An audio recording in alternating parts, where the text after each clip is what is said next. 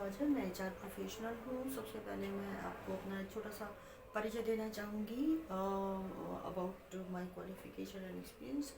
तो मैंने एमए किया है पॉलिटिकल साइंस से। मैं गोल्ड मेडलिस्ट और टॉपर हूँ। उसके बाद मैंने master of personal management and industrial relation की पढ़ाई की। Post to that I studied law as well. और मेरे को करीब 12+ ईयर्स का एचआर एडमिनिस्ट्रेशन और सोशल कंप्लाइंस में काम करने का नॉलेज है, एक्सपीरियंस है। और मेरा ये बिल्कुल नया चैनल है जिसका नाम है Sam Ganesha practical HR and law. इस अपने चैनल के माध्यम से मैं अपना नॉलेज और जो थोड़ा सा मेरे को एक्सपीरियंस और थोड़ा सा नॉलेज है, मैं अपने सभी मित्रों को शेयर करना चाहती हूँ। बिकॉज एचआर का स्कोप बहुत ही वाइडर है और कहीं ना कहीं हम काफ़ी लोगों की लाइफ में जो है कभी ना कभी ऐसे सर्कमस्टांसेस आते हैं कि हमको एचआर की कुछ प्रैक्टिसेस के बारे में जानना होता है। जैसे फॉर एग्जांपल हमको कहीं पे कोई एप्लीकेशन लिखनी है, पीएफ के लिए अप्लाई करना है, ईएसआई के बेनिफिट्स को अवेल करना है एंड सो ऑन। तो डे टू डे लाइफ में भी एचआर का जो है वो कहीं एचआर से रिलेटेड काम हो सकता है। तो फ्रेंड्स देखिए, जैसे कि अब हम बात करते हैं तो हम जॉब के लिए अप्लाई करते हैं। कोई भी कैंडिडेट अगर जॉब के लिए अप्लाई करता है तो जॉब के लिए अप्लाई करने के लिए जो है आजकल जो रिक्रूटमेंट प्रोसीजर नॉर्मली जो काफ़ी कंपनीज और काफ़ी ऑर्गेनाइजेशंस के द्वारा जो है वो एक रिक्रूटमेंट प्रोसेस को अडॉप्ट किया गया है। वो ये है कि ऑनलाइन एप्लीकेशन को वो कंपनीज जो है वो मंगाती हैं, ऑनलाइन बायोडाटास को रिसीव करती हैं। अपने जो रिक्वायरमेंट होती है या तो खुद डायरेक्ट एम्प्लॉयर अपनी कंपनी अपनी पब्लिश कराते हैं न्यूज़पेपर में विज्ञापन, या फिर किसी जॉब की वेबसाइट होती है या प्लेसमेंट एजेंसीज होती हैं, तो उनके माध्यम से ऑनलाइन बायोडाटास को हम मंगाते हैं। तो एक पर्टिकुलर ईमेल आईडी जो होती है वो दी होती है विज्ञापन में। तो उसमें जो कैंडिडेट्स हैं, जॉब सीकर्स हैं, वो अपने बायोडाटा को जो है वो सेंड करते हैं। तो देखिए, जब बायोडाटा को भेजते हैं तो उससे पहले हमको एक इंश्योर जब हम मेल पे अपने सीवी को अटैच करते हैं और कंपनी में ये कहकर इन्फॉर्म करते हैं कि हम इस पर्टिकुलर जॉब के लिए अप्लाई कर रहे हैं, तो जो हम मेल ड्राफ्ट करते हैं या ईमेल लिखते हैं तो उस ईमेल को बेहतर कैसे लिखें कि सबसे जो इनिशियल स्टेप है वो हमारा क्लियर हो। तो इसके बारे में मैं आपको थोड़ा सा अपने इस वीडियो के माध्यम से बताती हूँ। So let's start here friends. जैसे मेरा टॉपिक है how to write an email while applying online for the job.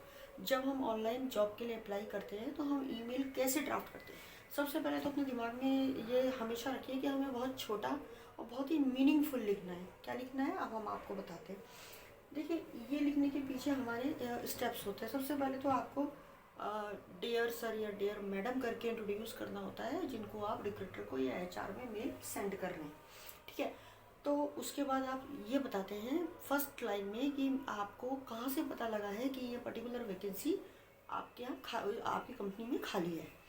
दूसरा क्या होता है, आप बताते हैं कि मेरी ये क्वालिफ़िकेशन है और ये मेरा एक्सपीरियंस है। फिर थर्ड पैरा में आप बताएंगे नेक्स्ट पैरा में कि आपके अंदर क्या क्या स्किल्स हैं जो कि आपकी जो वैकेंसी आई है उसके अनुसार काम करने के लिए आप एलिजिबल हैं, ठीक है। और लास्ट में आप ये बताते हैं कि मुझे लगता है कि मैं एक बेस्ट फिट कैंडिडेट हूँ और अगर मेरे को अपॉर्चुनिटी मिल गई तो मैं आपके यहाँ बेहतर काम करूँगा, ऑनेस्टली से और डेडिकेशन से काम करूँगा। तो इस तरह से एक छोटी सी ईमेल आप ड्राफ्ट करते हैं। तो आइए हम आपको ईमेल के बारे में बताते हैं। देखिए, नॉर्मली तो मेल तो इंग्लिश में हम लिखते हैं, ड्राफ्ट करते हैं ना, तो आपको बताते हैं डियर सर मैडम।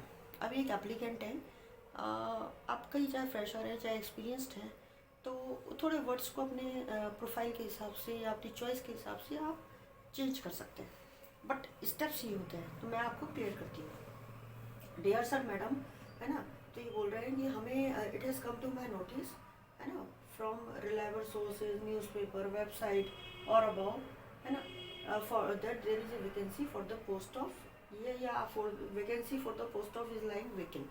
तो ये बता रहे हैं हमें किसी सोर्सेज से, न्यूज़पेपर से, जॉब की वेबसाइट से या आपके विज्ञापन जो आपने दिया है उससे हमें पता लगा है कि आपके यहाँ पर एक पर्टिकुलर पोस्ट जो है वो खाली है। तो बाद में बता रहा है I possess qualification of MBA CAV and I also have the मतलब the adequate experience of this year. तो ये कैंडिडेट बता रहे हैं कि मेरे को जो है मेरी क्वालिफ़िकेशन ये है और मैंने एमबीए किया है, ग्रेजुएशन किया है, एलएलबी किया है, या फिर मैंने बीसीए एमसीए, जो भी आपकी क्वालिफ़िकेशन, ये मेरी क्वालिफ़िकेशन है। और इसमें सन और सब्जेक्ट और ये सब लिखने की ज़रूरत नहीं है, बिकॉज सारी इन्फॉर्मेशन जो आपके बायोडाटा में ऑलरेडी होती है।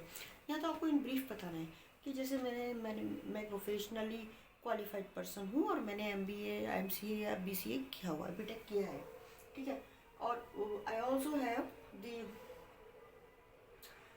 एक्सपीरियंस ऑफ वर्किंग दिस, या मेरे को आई ऑल्सो हैव इनफ एक्सपीरियंस, है ना, या very good experience, sound experience. तो शब्द आप अपने ट्रेड के हिसाब से चेंज कर सकते हैं, है ना। ऑफ दिस इतने सालों का, this year and this month, है ना,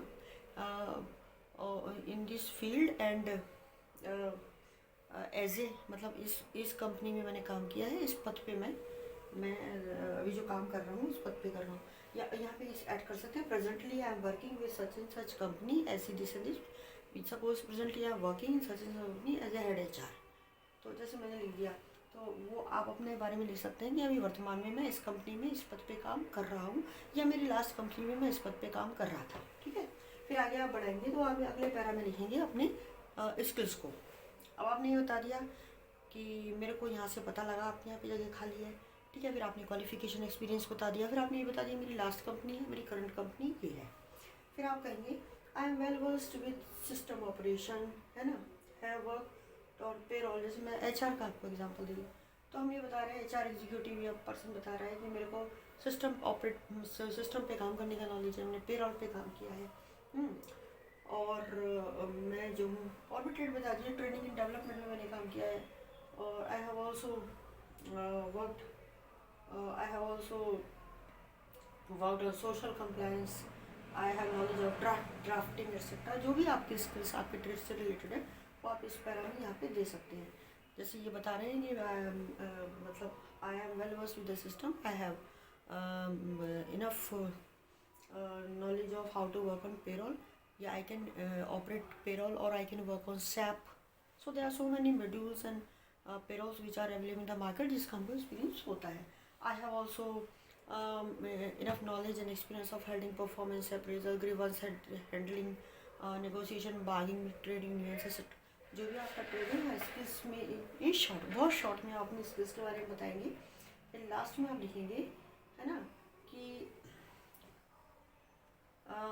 आपके जो वैकेंसी है, as far as I have seen, या I assure that as far as the job responsibilities as displayed और एज मेंशन्ड और describe in advertisement, I will be the best fit candidate, है ना। तो eager to hear you from you soon. फिर नीचे वो लिख रहे हैं attaching my CV for your ready reference. तो ये लिख रहे हैं कि आपकी जो ये वैकेंसी है, तो मैं ये सोचता हूँ कि मतलब मुझे लगता है कि मैं आपके एक बेस्ट फिट कैंडिडेट हूँ, क्योंकि आपका जो विज्ञापन में जो जॉब रिस्पॉन्सिबिलिटीज़ दी हुई हैं, मैं उनको अच्छी तरह से अपनी ड्यूटीज़ को डिस्चार्ज कर सकता हूँ, रिस्पॉन्सिबिलिटीज़ को बेयर निभा सकता हूँ। तो फिर वो कह रहा है कि मैं जो हूँ उम्मीद करता हूँ मैं आपसे जल्दी से, आई विल हियर बैक, मैं आपका जल्दी से रिजल्ट सुनूंगा, और मैं अपना CV भी आपके रेडी रेफरेंस के लिए अटैच कर रहा हूँ। तो देखिए, इन शॉर्ट आपने सब लिख दिया। यहाँ पर आपने लिख दिया डियर सर मैडम, रिक्रूटर को, HR को आपने इंट्रोड्यूस किया। उसके बाद आपने बताया कि आपको इस पैरा में कि आपको कहाँ से पता लगा कि आपकी कंपनी में जो है कोई जगह खाली है। फिर आपने नेक्स्ट पैरा में बताया आपकी ये क्वालिफिकेशन, और इन शॉर्ट बताया ये एक्सपीरियंस है, और करंट में या लास्ट कंपनी आपकी ये इस पद पे आप थे। फिर आपने बताया कि मेरे अंदर ये स्किल्स हैं, आप ट्रेड के हिसाब से आप अपने स्किल्स को यहाँ पे मेंशन कर सकते हैं, ठीक है।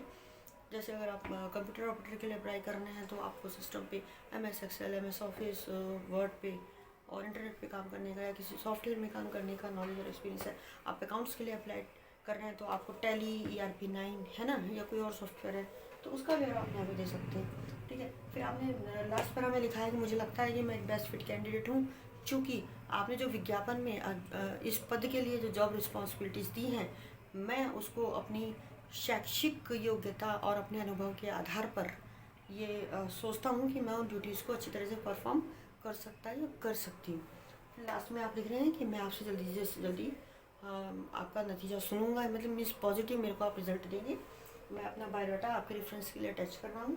फिर आप अटैच क्या करेंगे, कवर लेटर और बायोडाटा दोनों अटैच करेंगे और यहाँ सिंसियरली अपना नाम लिखेंगे और आप इस मेल को सेंड कर देंगे। एक और इम्पोर्टेंट बात होती है सब्जेक्ट। आपने देखा होगा कि ये एक यूनिवर्सल एक मेल ड्राफ्टिंग की प्रोसेस है कि एक सब्जेक्ट भी आता है, तो सब्जेक्ट में आप अपने अकॉर्डिंग, अपनी सोच के अकॉर्डिंग लिख सकते हैं, बट वो ऐसा होना चाहिए कि जब वो स्क्रॉल करें तो उनको पता लग जाए आपने इस पोस्ट के लिए अप्लाई किया। जैसे सपोज ऐसे लिख दिया आपने, Sarla CV is for the post of HR executive, या CV for the HR executive Sarla applying for HR executive, है ना, या Sarla dot CV for HR executive position, या Sarla CV for the post of HR executive position against your advertisement number इतना इतना, publish dated इतना है। तो वो आप विज्ञापन के हिसाब से लिख सकते हैं। तो फ्रेंड्स, मुझे लगता है कि मेरा ये बहुत छोटी सी जो शॉर्ट मैंने आपको एक ईमेल कैसे डिज़ाइन ड्राफ्ट करना है, तो ये आपको इससे कुछ आपको गेन कर रहे होंगे आप। देखिए, जब हम जॉब के लिए अप्लाई करते हैं तो इसमें बहुत मतलब बेबी स्टेप होता है और बहुत ही इंपॉर्टेंट होता है। लास्ट बट नॉट लीस्ट, सबसे पहले जब आपका मेल क्लिक किया जाता है तो ये ड्राफ्ट मेल ही रिक्रूटर देखता है।